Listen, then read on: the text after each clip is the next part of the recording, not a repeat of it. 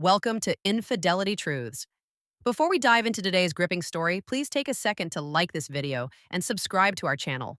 Your support helps us create more thrilling stories just for you. Let's begin. The night at the Grand Palace Hotel had an intense celebratory vibe, with live music, laughter, and champagne flutes being raised constantly. It was one of those events that feels unforgettable from the very first minute. David Carter arrived with his wife Melissa, thinking this would just be another fun evening among friends and colleagues. It was an important night for him. He was about to get promoted at work, and the event itself was a kind of internal celebration hosted by his company. But as soon as he walked into the ballroom and saw the crowd gathering around the stage, he realized something else was going on. The night's performer would be none other than Ethan Cole. David didn't know much about him beyond the fact that he was wildly popular with women of Melissa's generation. The moment his name flashed on the screen, David saw his wife's eyes light up. She squeezed his arm and, grinning wildly, said she'd been a fan since she was a teenager. David laughed it off like it didn't bother him, but inside, he felt a strange unease. Maybe just instinct. When Ethan stepped onto the stage with that magnetic charm, drawing cheers and applause, Melissa immediately stood up to get closer to the front. David stayed at the table. He watched in silence as his wife's excitement made her seem like she traveled back in time. She sang along to the lyrics, danced, placed her hands over her heart. He tried to focus on the conversations around him, but his eyes kept drifting back to her. The turning point came when Ethan stepped down from the stage during a slower song and walked through the ballroom greeting guests. It was part of the show, a way to connect with the audience. But when he approached the table where Melissa was sitting, he stopped, looked straight at her, and held out his hand. The crowd stirred, laughed, and cheered her on. Melissa hesitated for a second and glanced quickly at her husband. But before David could say anything, she was already on her feet.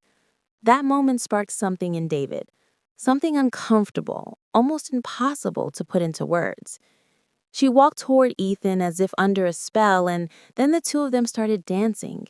The music filled the ballroom, and all around people were filming, clapping, finding the whole thing charming. But for David, it was something else entirely. He watched them dancing close together, their bodies near, exchanging smiles and lingering glances. He saw Ethan's hand rest on his wife's waist with a familiarity that suggested they were old friends. What should have been just a dance turned into a silent spectacle that crossed the line. He didn't say a word. He didn't leave. He just sat there, eyes locked on the scene, feeling a mix of humiliation, disappointment, and anger building inside him. It wasn't just jealousy. It was a sense of betrayal, as if the woman who had promised to love and respect him was erasing him from her memory. Melissa returned to the table with flushed cheeks, smiling, fixing her hair like a teenager. David tried to pretend nothing was wrong, but he could no longer keep up the act. When she sat down, he avoided eye contact. She made some casual comment about the performance and said Ethan was really nice, but David only nodded and took a sip from his glass.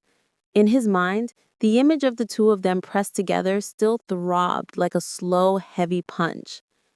A few moments later, David got up to go to the bathroom, trying to pull himself together. When he came back, Melissa's chair was empty. He looked around but didn't see her in the ballroom. She wasn't at the bar or near the stage either. Then he noticed subtle movement near the side of the stage. Ethan Cole was talking to someone by the door leading to the backstage area, and a moment later, he went inside. Seconds afterward, Melissa hurried down the hallway and disappeared through that same door.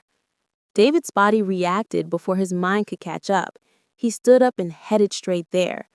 When he reached the door, it was still slightly ajar. He gave it a gentle push and saw a scene he'd never forget.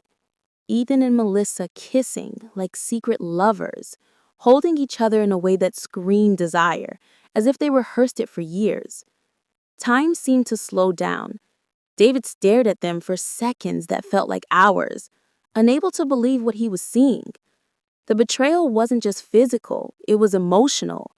the shattering of everything they thought they had.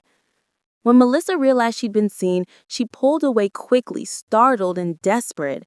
She called out David's name, ran to him, pleading to talk, trying to explain without even knowing what to say. Ethan stood frozen for a moment, then stepped back and shut the door, locking it from the inside. He was afraid of how a man might react after watching his wife in another man's arms. David took a step back, turned around, and walked away without looking back. It wasn't the time for arguments or explanations. The pain spoke louder. All he knew in that moment was that the image he just witnessed would be impossible to erase, and that something inside him had broken for good. David left that event carrying something heavier in his chest than any words could express.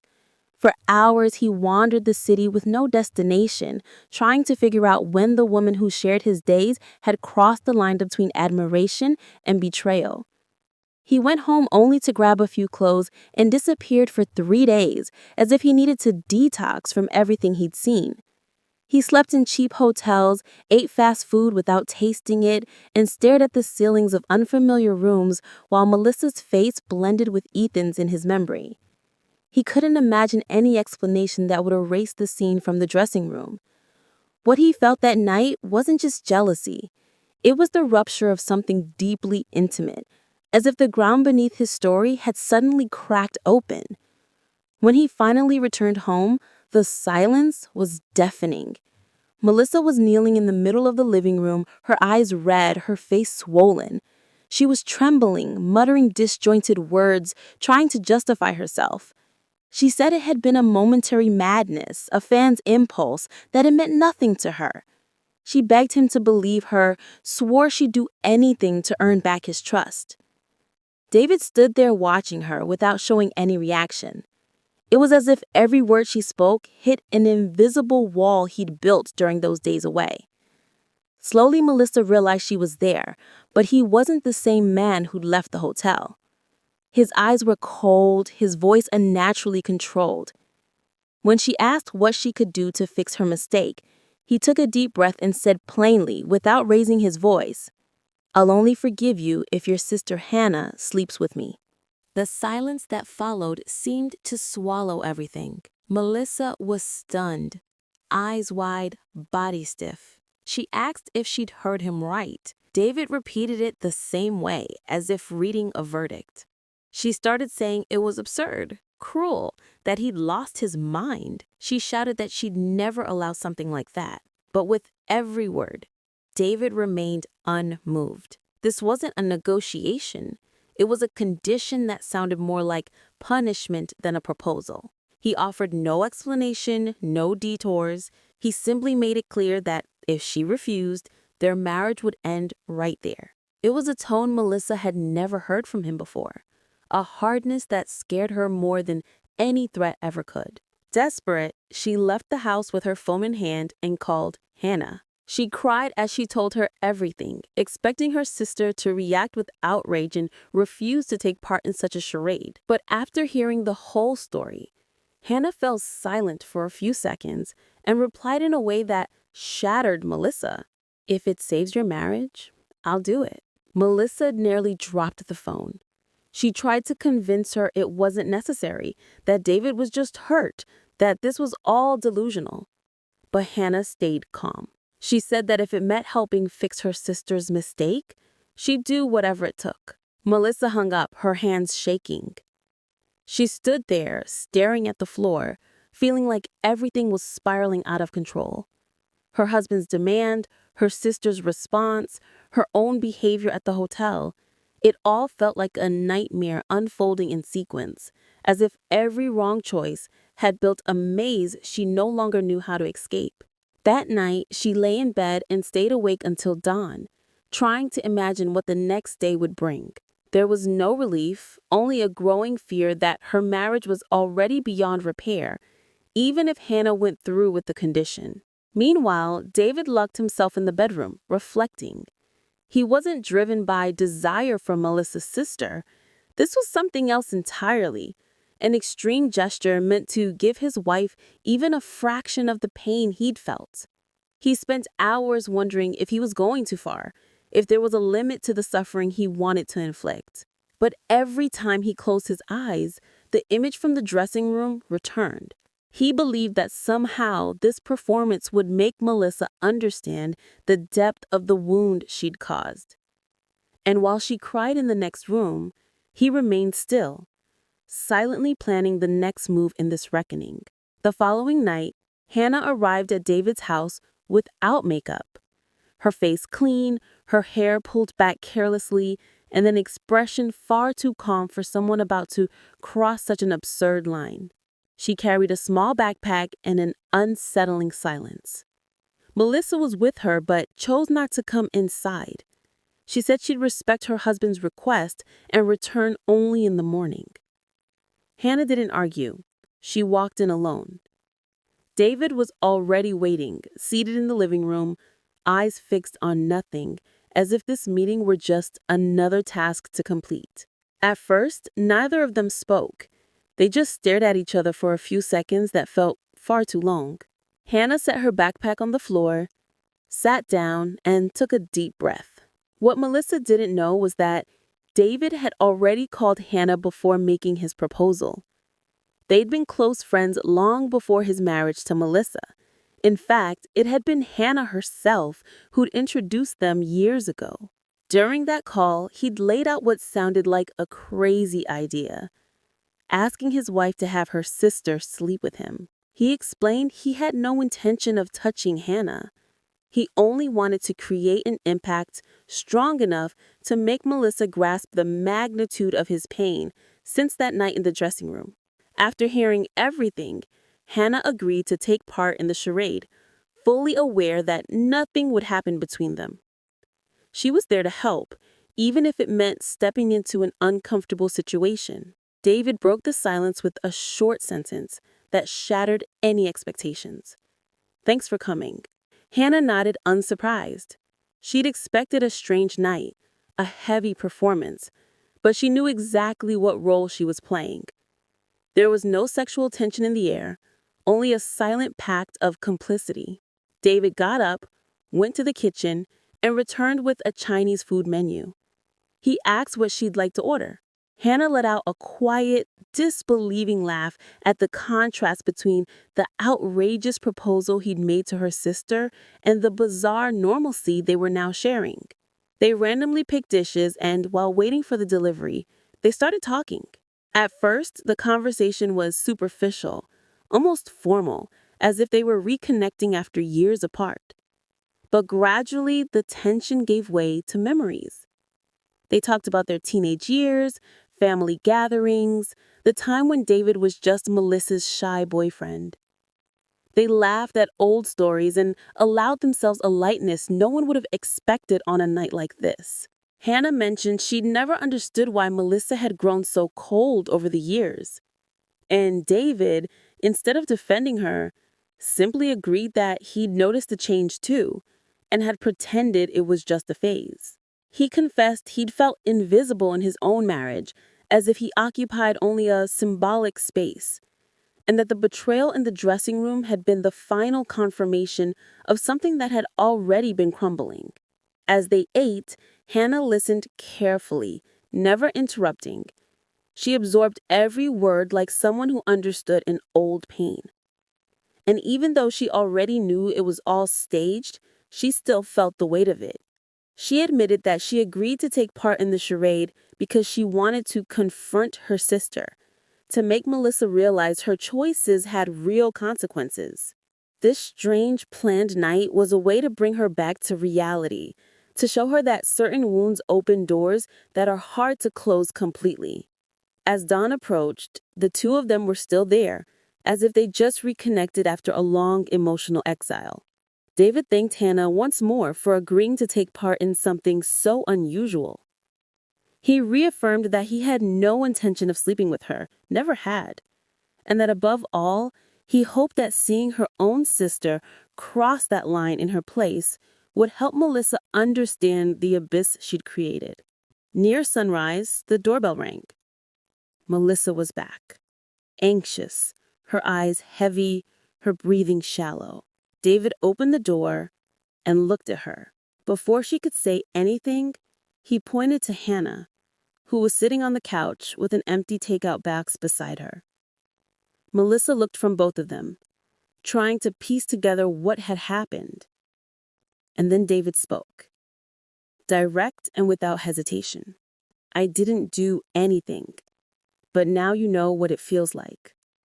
The doubt, the shame, the insecurity, the feeling that something yours was handed over to someone else and you were left with no response. Melissa collapsed to her knees, overwhelmed by a weight she could no longer carry. She cried silently. Only dry sobs escaped, as if she finally understood she'd crossed the line, and it might already be too late to come back. David watched her for a moment. There was no anger on his face, just the kind of exhaustion that ages the soul. The next morning, when Melissa woke up, the house already felt different. The silence was deeper, and as she walked through the rooms, she noticed David had placed his suitcases by the door. The closet was slightly open, some clothes were already gone, and the drawer where he kept his documents was empty.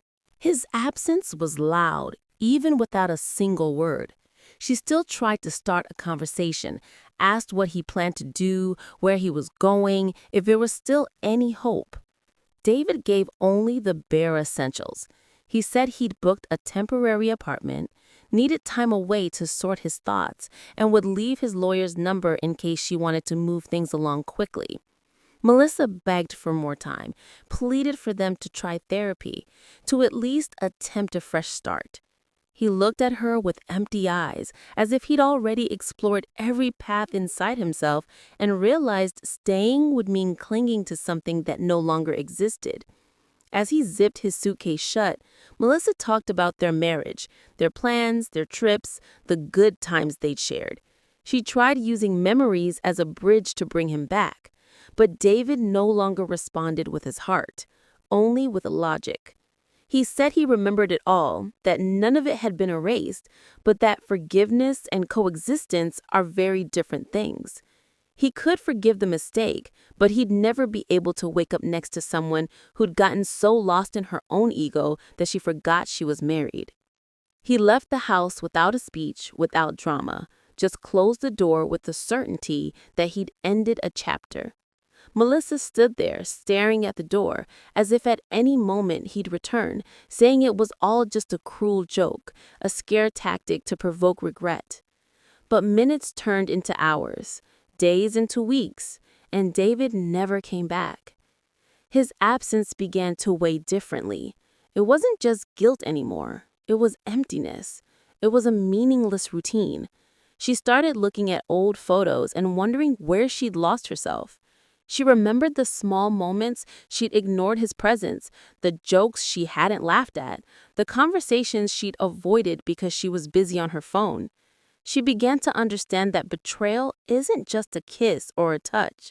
It's the daily abandonment of a bond. The divorce moved quickly. She said she wanted peace. For him, what mattered now was rebuilding his identity without the weight of the marriage. He moved into a simple apartment, started running in the mornings again, and even reconnected with some old friends. He began writing, something he'd loved doing in his youth, and rediscovered small joys he'd set aside. He was rebuilding. Each day was another piece clicking back into place, with more clarity, more discernment. Melissa, on the other hand, went through something no one expected. She started writing a letter, just one. It was like a public confession, not to apologize directly to David, but to share what she learned. She wrote about pride, about the emptiness of vanity, about how we can lose ourselves chasing a moment that seems special, but really only reveals our deepest immaturity. David read the letter. He didn't mention it to anyone. He read it 2 or 3 times and for a moment almost replied, but then he put his phone away and let silence be his answer. The pain he'd felt that night in the dressing room hadn't disappeared, but it wasn't the same anymore. It had turned into a scar. And scars have this power. They show that something hurt, but they also show that the pain has passed. Melissa moved on with her life. She had to face stares, judgment, some people pulling away, but she also started getting messages from other women who felt seen in that letter. The humiliation she'd lived through became a lesson. The image of the perfect wife gave way to that of a woman in the process of unlearning. It took time for her to understand that one wrong choice can have permanent consequences. But she did understand. And despite everything, she began to feel grateful for learning that lesson before it was too late in other areas of her life. David never spoke to her. He moved to another city sometime later and started over without announcing it. Years afterward, when someone asked him if he'd ever go back to Melissa, he answered with something that stuck with everyone who heard it.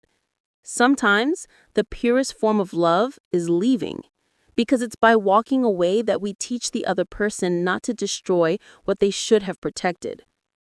After that, no one brought it up again. What started with a dance turned into a hurricane, and when it passed, all that remained were ruins, rebuildings, silences, and a lesson. Loving someone also means setting boundaries before the other person crosses them. Thanks for watching. Don't forget to subscribe and tap the bell icon so you'll always be the first to know when a new story drops. See you soon!